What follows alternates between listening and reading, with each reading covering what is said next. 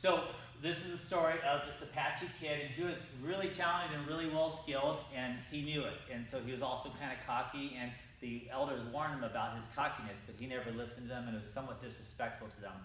One day in the village, the old rattlesnake came down. It was about like 6 feet long, and he starts going through the town, and he was just going to go passing through. He's been through the village many times, but the boy decided to be kind of disrespectful and went and kicked the rattlesnake as hard as he can. The rattlesnake flew back, struck at him, but was way too slow.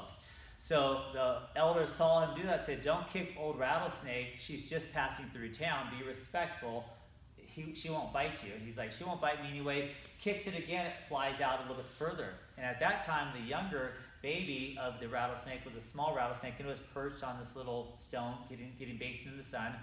After the second time he kicked him, the old rattlesnake landed near that boulder. And when the kid came to kick it a third time into the far bushes, the little rattlesnake, the child of it, leached over the rock and lunged into its hip and dug its fangs in.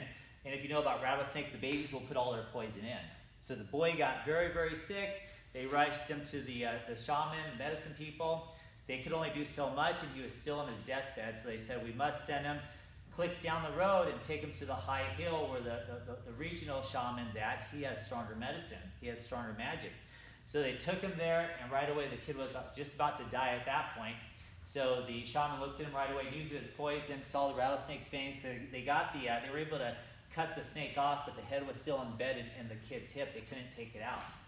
So they ordered 2 other warriors to grab the sinew from a large bow, and they sawed him each direction all the way down in the zigzag pattern. So basically they took it and they just pulled it and opened himself up.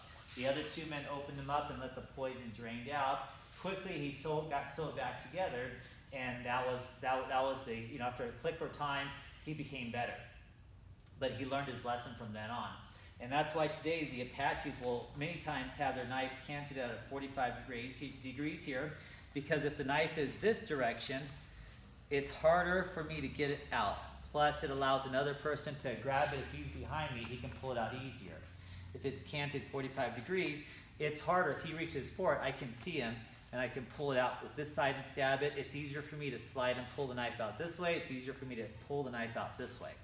So again, that 45-degree cant is a reminder of the lesson of the Apache boy and the fangs that stuck in. The second progression to that story is, again, come on here. The kid after that was renamed to Mark Down with Zigzags because he was permanently scarred. And part of that story is also, there's a lot of correlations between the Apache stories and other stories and other parables. So if you remember the story of Cain and Abel, and when the 2 brothers killed each other, the one brother that killed, his brother got marked, right? And so he was said, "You're going to go around the rest of the world, and everybody's going to know God marked you." And this is kind of our version of that story too. Marked Down with Zigzag is of one of 2 sons, and he was the bad son, is what it ended up being. He was marked for the rest of his life, and everybody knew he had been disrespectful, and God had taught him a lesson. And from then on, he was called Marked Down with Zigzags. So before we talked about the tactic that makes a circle around that medicine wheel, where I pull it out in that talon grip, I slice him or he moves back, I step back to switch grips, and I start here. Now we continue that drill on to zigzag around the body, and that's called the Mark Down with Zigzag drill. So it piggybacks off of the Apache medicine wheel.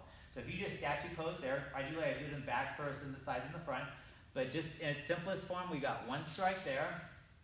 We've got 2 strikes here. We got 3 strikes here. We got 4 strikes here. We got 5 strikes here. Sky grip, step, step back, 2, 3, 4, 5. If I have 2 knives in my hand, I'm going to do the exact same thing at the same time. 1, step back, 2, 3, 4, 5. And you'll see this, they copied this in that movie, Chronicles of Riddick. Chronicles of Riddick, is that what that movie's called? With Vin Diesel? Mm-hmm. Yeah. So you'll see him with the double knives in the prison, and he'll do that tactic also. So somebody copied it. But practice that drill.